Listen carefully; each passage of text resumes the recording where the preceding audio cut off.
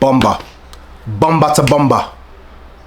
I can't believe I'm back here on this sofa, literally just a day later, to talk about another signing that's been confirmed. I cannot believe what is going on at Tottenham Hotspur. I can't believe it.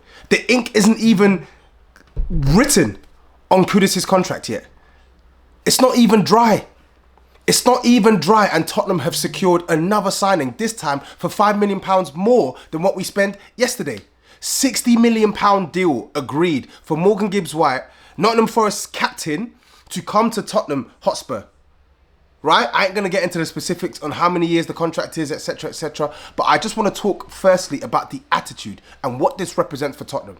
Now, there have been rumours of outside investment from America, etc., etc., and an injection of quality into the injection of cash, into this football club.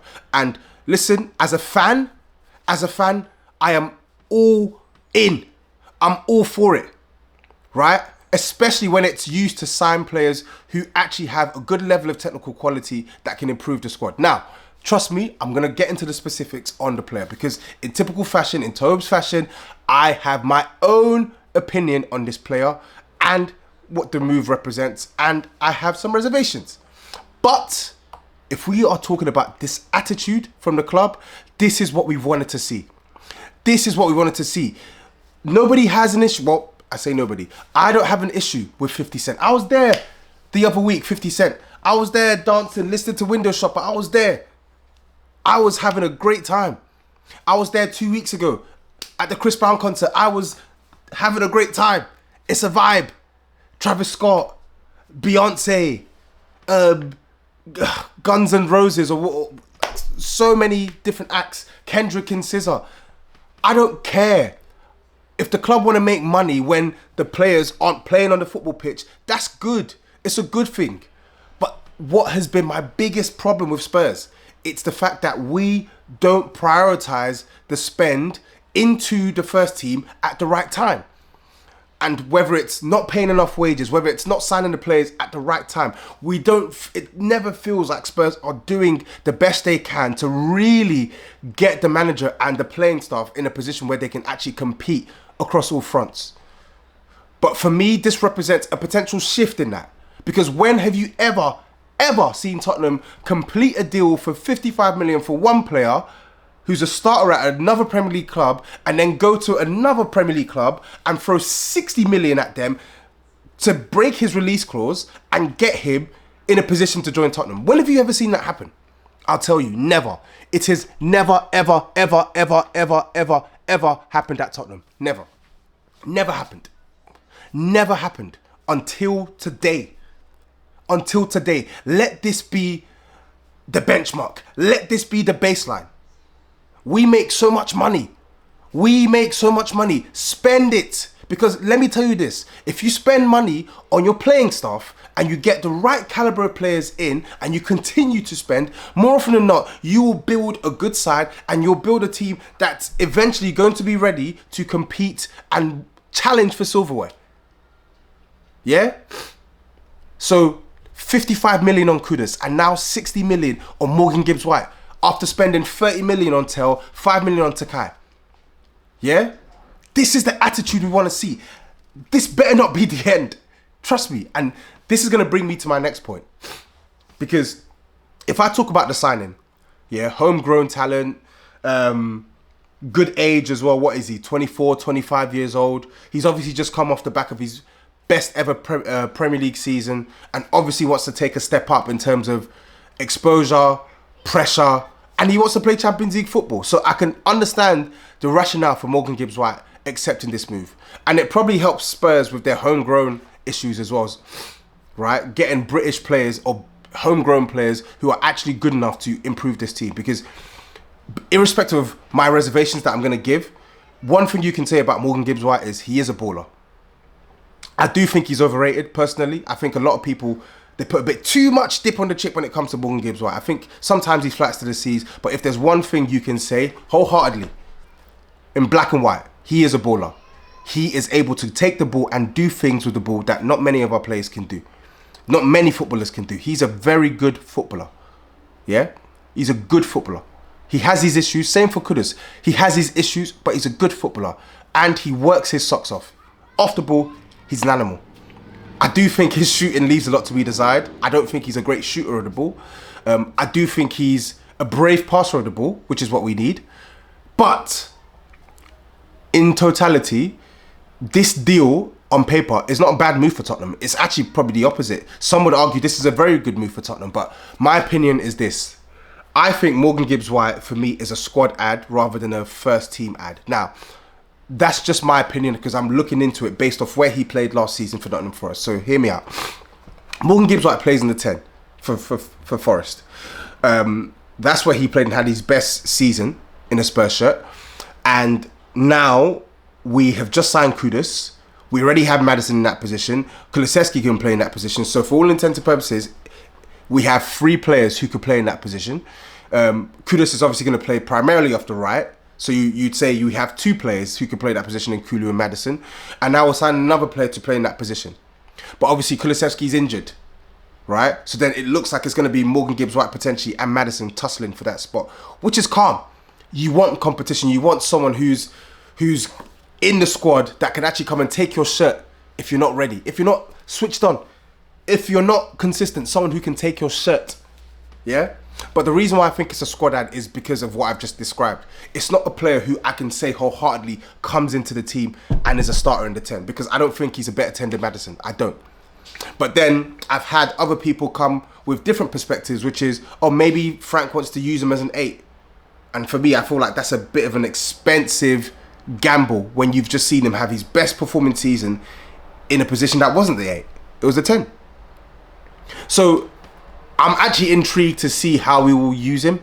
But my reservation is literally down to the fact that for me, it doesn't really...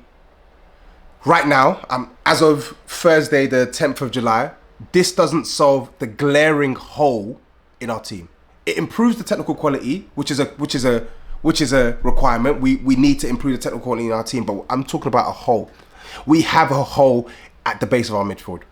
We are dying out for a controller, someone who can come into the team, whether it's in a double pivot or a single pivot, that can play, pull strings, tenacious off the ball, and can actually give us some sort of stability at that base to connect with a Maddison or a Gibbs-White or a Kulusevski who are playing further up the pitch. How many times have we seen Maddison have to drop into the 10? How many times do we have to see, into the 6? How many times have we seen Kulusevski have to come deep, right? These guys are 10s. They're advanced players. We want to give them the ball in the positions where they can hurt teams the most. And I feel like with the Gibbs-White signing, at the spend, I can only question why we aren't going for Walton. If you've got this money to spend, why aren't you going for Walton, who literally solves a direct problem in the team, in the XI, not even in the team, in the XI, in the starting 11, a glaring problem in the starting 11, in the double pivot or single pivot. We need a new starter, a new player, a new enforcer. Walton's there. Left side of the defence, Mickey van der Ven misses 60% of the season. Destiny, 3 months out. You're looking at that's a hole. That's a hole in the squad. That's a hole. Are you going to solve that? So when I have my reservations on Morgan Gibbs-White, yes, I do think he's overrated. But as I said, I think he's a baller and I think he can offer Spurs qualities. And trust me, having Morgan Gibbs-White, a player who's starting for a club that finished 7th last year, to come at Tottenham to compete for a starting spot, that 100% makes us stronger as a team. It makes us stronger as a team. But what I don't want is neglect of the issues that we still have. Like this controller, this enforcer from deep, this person who can break up play, this person who can play alongside an Archie Gray or play instead of an Archie Gray and play alongside a Gibbs-White or alongside a Bergvall. We need that profile player. We need another left-sided defender. We need another striker. These are needs. These aren't wants. These are needs. Morgan Gibbs-White, for me, he's a want. He's not a need. But boy, I want to see good football. I want to see Tottenham be as high up the table as possible. I want to see Tottenham compete on all fronts. And if the club are telling us, yo, listen, We want Gibbs-White because the manager wants Gibbs-White, but we're also going to get you the number 6. We're also going to get you the left-sided defender. And as a bonus, we're also going to get you the striker. If Spurs can give me all of these signings, I will be the happiest Spurs fan in the world. I will be the happiest Spurs fan in the world. Trust me, you will not find a happier Spurs fan. I will literally go to that Spurs shop and spend more than I've spent already. I've spent 2 bills. I spent 2 bills on that Europa League final tracksuit. Well, no, the top was sold out, so I only got the bottoms. But I'm going to spend another 120 on the top, right? I've already bought the home and away kit. I'm going to buy the 3rd kit. I promise you, Spurs, Levy, Vinay, whoever it is that's controlling the purse strings, bring us all of those needs in addition to Gibbs-White, in addition to Kudus, in addition to Tel, in addition to Takai, and I promise you, you will have the happiest Spurs fan going. You will have a satisfied Spurs fan. You will have a less moanier version of Tobes.